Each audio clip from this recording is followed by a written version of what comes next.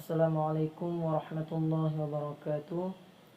Alhamdulillah, pada hari yang berbahagia ini kita akan belajar tafsir surah Al-Fatihah.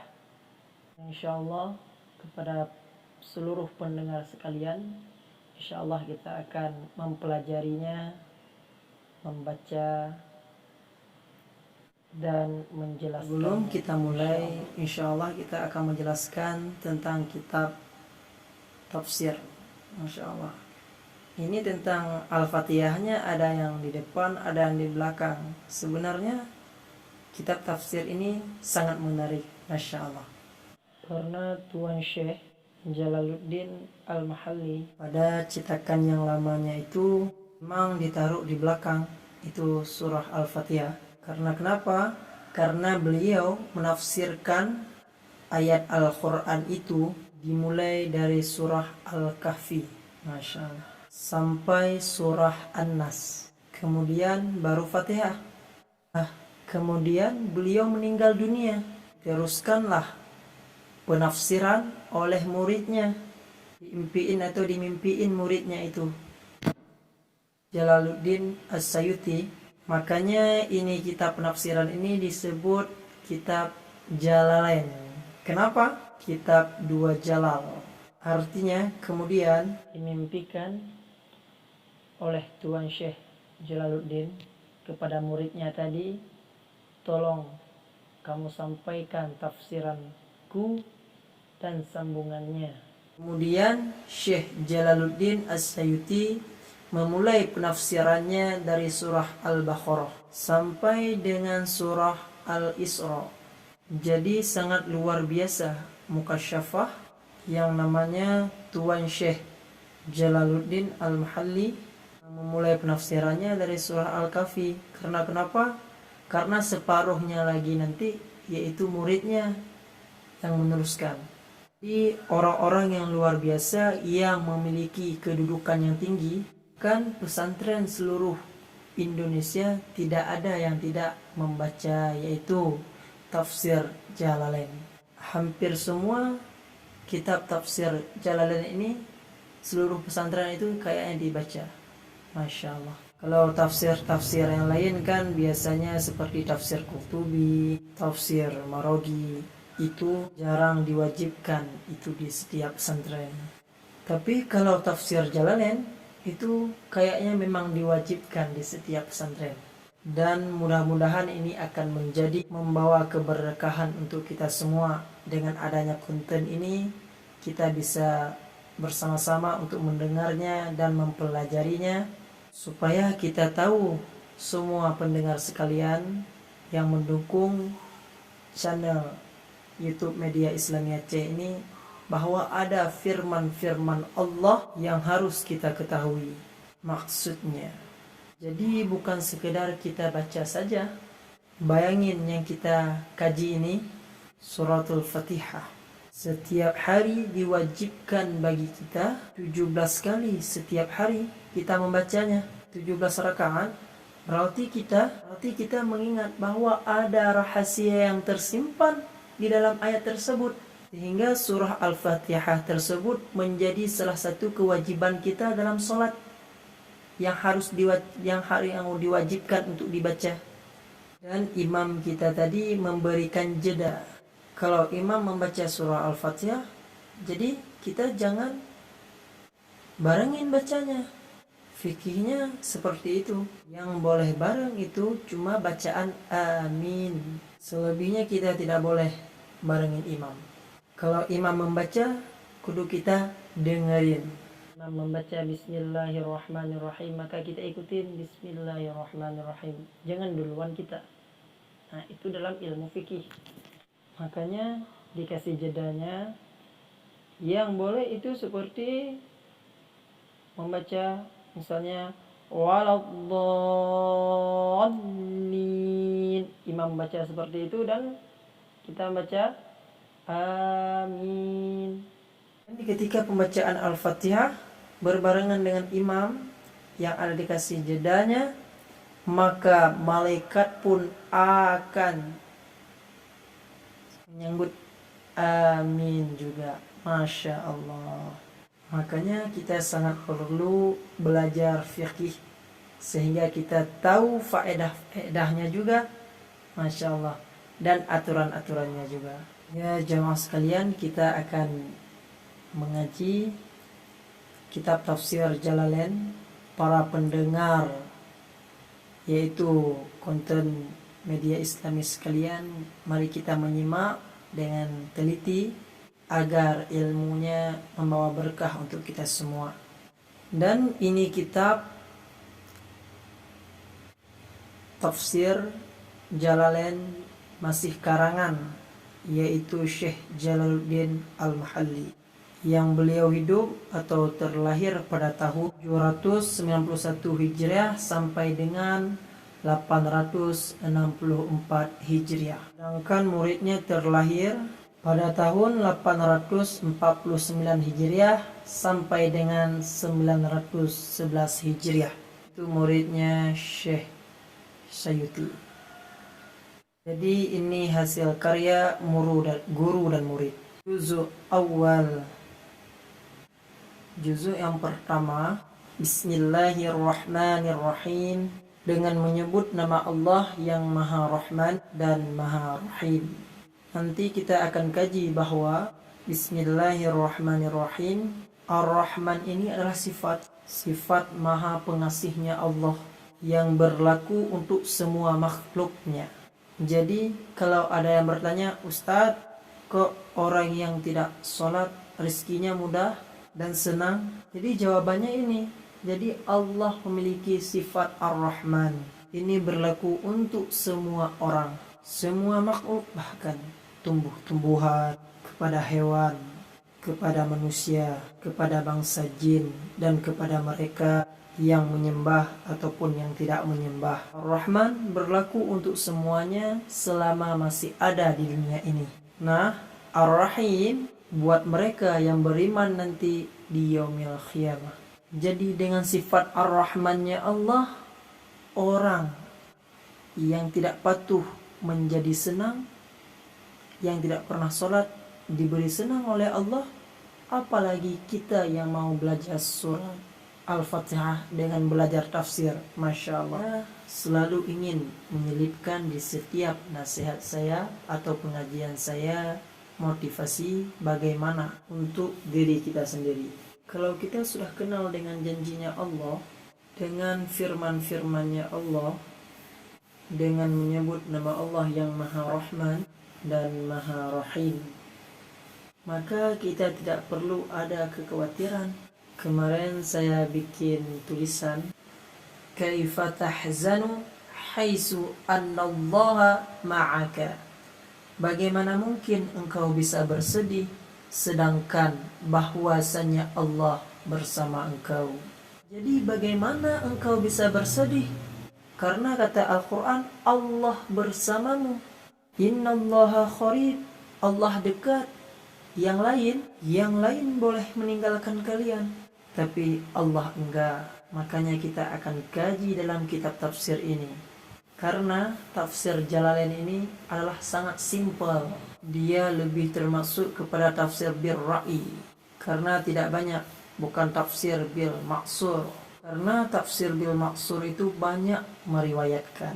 Ibnu Katsir itu banyak riwayat-riwayat. Tafsir bil maksur karena banyak meriwayatkan. Ketika menafsirkan ayat, beliau Ibnu Katsir menceritakan riwayat-riwayat hampir tidak ada pendapat beliau. Masya Allah, hanya menaruh riwayat-riwayat. Nah, kalau ini tafsir Jalalain adalah birra'i, simple.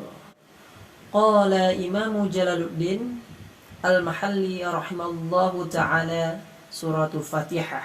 Suratul Fatihah makkiyatun sab'a ayatin bil basmalatin in kanat minha. Di 7 ayat termaksud bacaan bismillah. Jadi bismillahirrahmanirrahim itu ayat pertama. In kanat minha, jikalau bismillah itu masuk di dalamnya.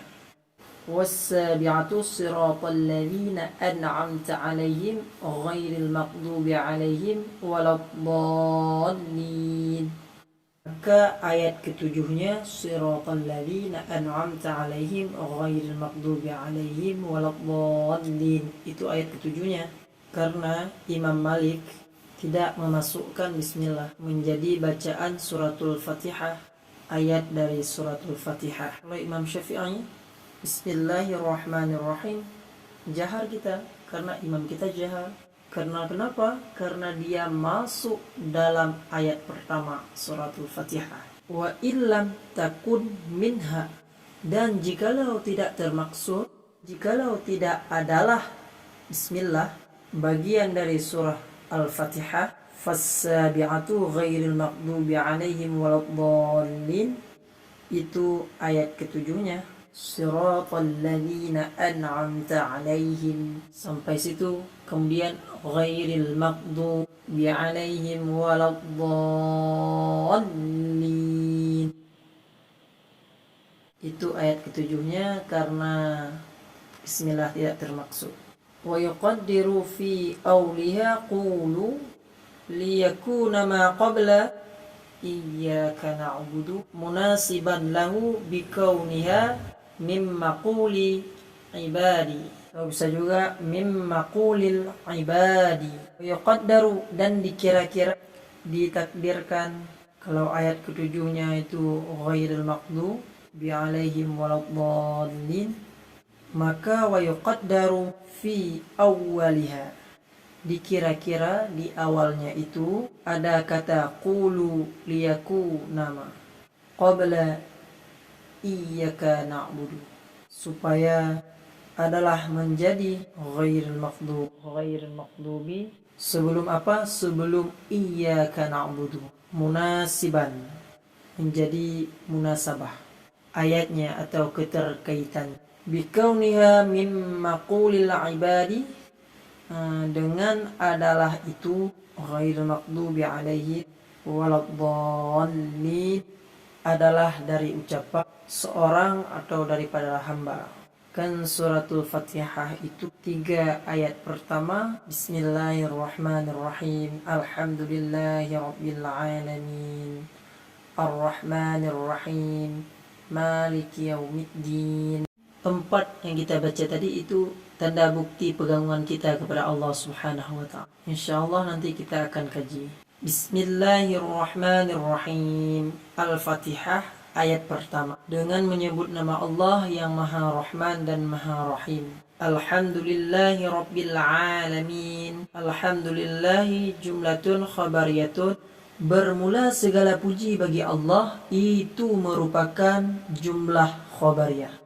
Dalam ilmu balaghah ada 2 jumlah, ada 2 model. Yang pertama jumlah khabariyah dan yang kedua jumlah insya'iyah. Yang kedua jumlah insya'iyah. Ya, yang ini alhamdulillah jumlah khabariyah. Ketentuan Syekh Jalaluddin Al-Mahalli, ini ketentuannya adalah jumlah khabariyah. Dia itu tidak perlu diucapkan, memang segala puji itu milik Allah. Kayak orang ngomong begini, ini contohnya. Kalau jumlah khabariyah, buah duren itu berduri, ada durinya. Tanpa dia ngomong pun, tanpa diceritakan pun, yang bahwa buah duren tersebut memang berduri. Artinya, alhamdulillah itu segala puji milik Allah. Kita mau puji atau enggak, pujian tersebut tetap milik Allah. Tidak disebut hamidullah, aku muji Allah. Enggak, tetapi alhamdulillah, segala puji bagi Allah. Puji-pujian itu bagi Allah. Kemuliaan itu juga milik Allah. Kita puji atau enggaknya, yang namun pujian tersebut tetap milik Allah. Makanya disebut jumlah khabariyah. Sudah bihas sana'u 'ala Allah bimasmuniha. Dimaksudkan dengan jumlah khabariyah ini adalah bihas sana'u 'ala Allah bimasmuniha, pujian bagi Allah. Bimasmuniha min annahu ta'ala, dengan sebuah jaminan mazmun. Jumlah khabariyah itu menjadi jamin atau kepastian min annahu ta'ala ala annahu ta'ala, atas bahwasanya Allah Ta'ala malikun li jami'il hamdi minal khalqi, yaitu pemilik bagi semua pujian dari makhluk, dari ciptaannya. Au mustahiqun li ayyahmaduhu, atau dia Allah itu yang paling berhak untuk mereka memuji dianya Allah. Jadi alhamdulillah ini menjadi sesuatu pengingat untuk kita semua, penyembuh dari penyakit syirik. Kita memuji Allah, apalagi dalam praktek sehari-hari. Kita mungkin kagum kepada seorang hingga melupakan kepada Allah. Begitu kita sholat dengan membaca hamdalah atau bismillah, kita baca suratul fatihah, kita menjadi teringat segala puji hanyalah itu milik Allah. Alhamdulillahirabbil alamin. Makanya 17 kali dia menjadi bacaan yang harus kita baca tiap kita sholat. Sah sholat seseorang apabila tidak membacakan surat Al-Fatihah. Bahkan bagi seseorang yang membaca suratul Fatihah, bacaannya yang tidak benar, maka itu juga akan menjadi keraguan dalam sholat kita. Mungkin nanti artinya berubah. Jadi harus betul-betul itu suratul Fatihah kita pelajari dengan benar. Makanya dulu tuh kita pernah dengar orang-orang belajar suratul Fatihah itu sampai 3 bulan. Dia takut punya guru. Kenapa? Karena takutnya salahnya si murid waktu sholat. Misalnya muridnya salah membaca dalam Al-Fatihah dalam sholatnya, maka si gurunya akan dipertanggungjawabkan. Khawatirnya maka sampai 3 bulan kalau tidak pandai, maka belum dilulusin itu muridnya. Masya Allah. Ya, kita lanjut ulang lagi bacanya. Bismillahirrahmanirrahim. Alhamdulillahi jumlatun khabariyatun qusda biha sana'u ala Allah bimasmuniha min annahu ta'ala malikul li jami'il hamdi minal khalqi aw mustahiqun li ayyahmaduhu wallahu alamun. Dan Allah itu isim alam alal ma'budin bihaqqi atau alal ma'budi bihaqqin, atas yang disembah dengan hak. Artinya sebuah nama yang disembah dengan sebenar-benarnya. Rabbil alamina, yang menguasai semesta raya, yang memelihara semesta raya. Ay maliki jami'il khalqi. Jadi kita bacanya langsung kita jadikan badal saja. Rabbil alamin. Maliki jami'il khalqi, yaitu memiliki semua makhluk.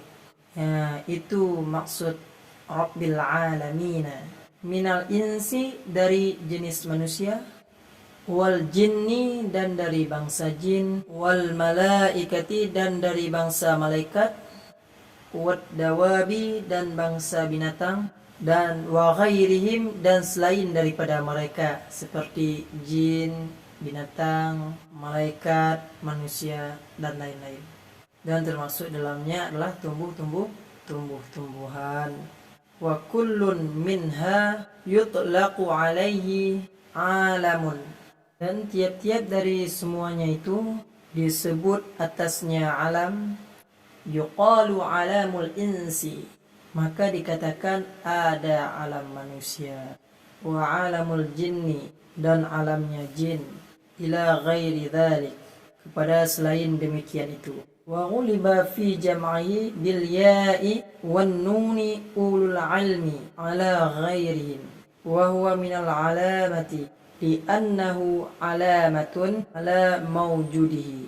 Dan dikalahkan atau pada jamaknya itu dengan ya dan nun.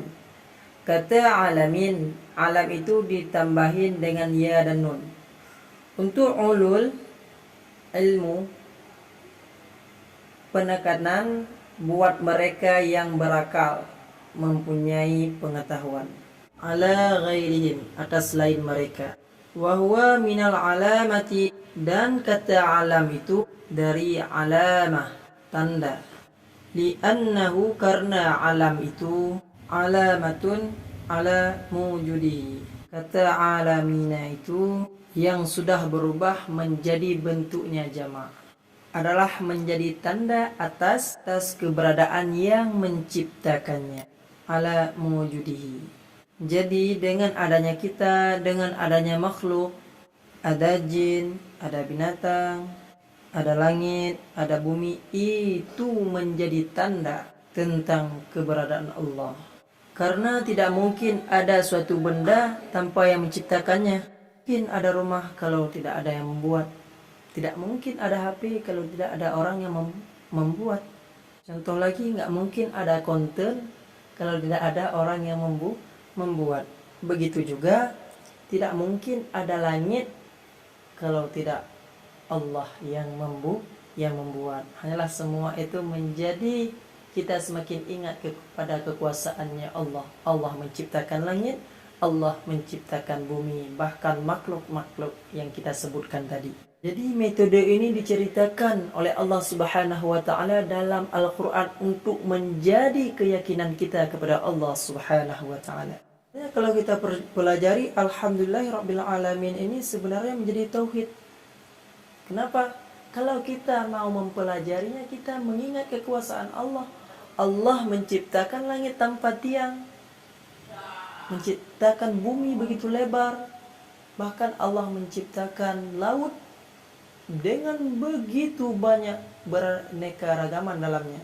Itu kekuasaan Allah. Jadi dengan sangat mudah Allah menciptakan kita dan menciptakan makhluk-makhluk yang lainnya. Jadi masih gundahkah kita dengan keberadaan kita yang selama ini? Apakah ditimpa masalah, musibah? Itu semua bagi Allah sangat mudah untuk menyelesaikannya. Masya Allah. Ar-Rahmanir Rahim, Aidzir Rahmah, yaitu Allah yang memiliki kasih sayang.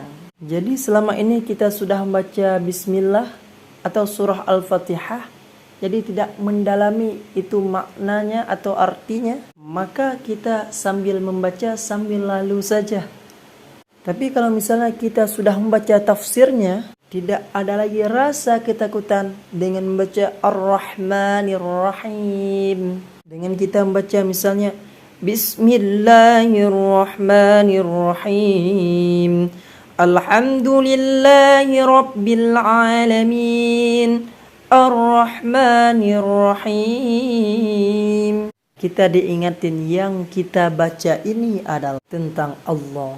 Zir-Rahmati, yang memiliki kasih sayang. Wahya iradatul khairi li ahlihi, yaitu berkehendak atau keinginan atau kebaikan untuk orang yang ditentukan. Kita dengan membaca surah Al-Fatihah saja sudah selesai urusan.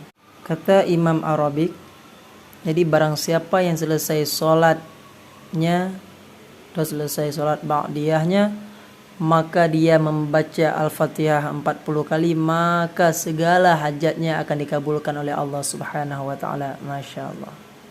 Malik yaumiddin, ail jaza'u, wa huwa yaumul qiyamah, yaitu pembalasan, artinya hari pembalasan, yaumul qiyamah. Khussa bidzikri li'annahu la mulka zahiran fihi li ahadin ila lillahi ta'ala, dan dikhususkan menyebut Malik Yaumiddin, dan menyebutnya itu tak ada kepemilikan tampak pada hari kiamat itu ada seorang terkecuali, semuanya milik Allah Subhanahu wa ta'ala. Ini seharusnya ilallah ya, bukan ilalillah. Jadi ini kurang, dia harus diperbaiki, ilallahi ta'ala. Sudah. Dalil dengan dalil, dengan sebuah dalil petunjuk. Limanil mulkul yawma lillah, milik siapakah kerajaan itu atau kekuasaan itu pada hari kiamat kelak? Miliknya Allah Subhanahu wa ta'ala. Wa man qara'a maliki fama'nahu maliki kullihi fi yaumil qiyamah, ay huwa mausufun bidzalika daiman ka ghafirin dambi. Siapa yang membaca maliki, artinya pemilik segala urusan. kullihi, semuanya pada hari kiamat. Ai huwa mausufun, artinya dia disifati dengan sedemikian itu selamanya, malik yaumiddin, pemilik, kaghafiriz dzambi, seperti pemberi ampunan, menghapus segala dosa. Fasahha wuqu'uhu sifatan lima'rifati, terjadi sah terjadinya itu sifat ma'rifat karena dia sudah dikenal. Zambi malik yaumiddin, semua yang sudah diketahui, yang dimaksud adalah Allah subhanahu wa ta'ala. Iyyaka na'budu wa iyyaka nasta'in. Nah, ini yang bikin menarik. Dikatakan oleh Allah subhanahu wa ta'ala, iyyaka na'budu, kepadamu kami menyembah, wa iyyaka nasta'in, dan kepadamu kami minta pertolongan. Aina khussuka bil ibadati in tauhidin wa ghairihi wa natlubul ma'unata al ibadati wa ghairiha. Ini mengkhususkan hanya kepadamu ya Allah, bil ibadah, ibadah kami hanyalah kepada Allah, atau ibadah kita ini hanyalah kepada Allah. Iyyaka na'budu, bukan kepada yang lainnya ya Allah, bukan karena manusia. Aina khussuka bil ibadi atau bil ibadati, mengesahkan Allah dan lainnya. Wa natlubul ma'unata 'alal ibadati ghairiha, kami meminta pertolongan atas ibadahnya. Termaksud dalam ibadah kita juga minta tolong kepada Allah subhanahu wa ta'ala. Buktinya ketika Nabi Muhammad SAW mencontohkan atau mewasiatkan kepada Mu'adz bin Jabal, jangan lupa setiap habis sholat fardu itu kita berdoa, Allahumma inni ala syukrika wa husni ibadatik. Kita minta pertolongan kepada Allah subhanahu wa ta'ala. Pada kita sholat subuh, kita juga minta pertolongan kepada Allah subhanahu wa ta'ala. Allahumma dini fi man hadais, atau kalau berjamaah, Allahumma hdina fi man hadais. Kita minta pertolongan kepada Allah. Waktu sholat subuh dia qunutnya, padahal kita lagi sholat, tetapi kita minta pertolongan kepada Allah subhanahu wa ta'ala. Berikanlah petunjuk sebagaimana orang-orang yang telah Engkau beri petunjuk. Masya Allah, kita meminta pertolongan juga kepada Allah subhanahu wa ta'ala walaupun dalam sholatnya kita. Jadi kuncinya kita yaitu meminta pertolongan kepada Allah subhanahu wa ta'ala dimanapun itu, karena Allah sangat menginginkan, Allah suka di ketika sujudnya kita, rukuknya kita. Masya Allah. Ihdinas siratal mustaqim, ay arsyidna ilaihi, tunjukkan kami ke jalan yang lurus ya Allah. Lagi sholat tuh diajarin oleh Allah kepada kita, ihdinas siratal mustaqim, kan itu redaksinya kalamullah, redaksinya dipilih langsung oleh Allah subhanahu wa ta'ala, sama seperti kita dipilih redaksinya kepada kedua orang tua kita. Wa qur rabbirhamhuma kama rabbayani shaghira, itu kan redaksinya Allah yang pilihin. Katakan, berdoalah, rabbirhamhuma rabbayani shaghira, ya Allah sayangilah kedua orang tua kami sebagaimana mereka menyayangi kami di waktu kecil. Rabbayani shaghira itu kan dari ayat suci Al-Quran. Allah ingin menunjukkan bahwa tidak akan pernah berbuat baik kepada kedua orang tua dan tidak sanggup untuk membalasnya. Karena itu engkau meminta tolong kepada Allah subhanahu wa ta'ala. Jadi kalau ada anak yang mengatakan sudah berbuat baik kepada orang tua, itu namanya bohong. Masya Allah. Kenapa? Karena ada ayat ini menjelaskan, faqur rabbirhamhuma kama rabbayani shaghira. Kita tidak bisa menyayangi kedua orang tua kita sebagaimana orang tua kita menyayangi kita waktu kecil.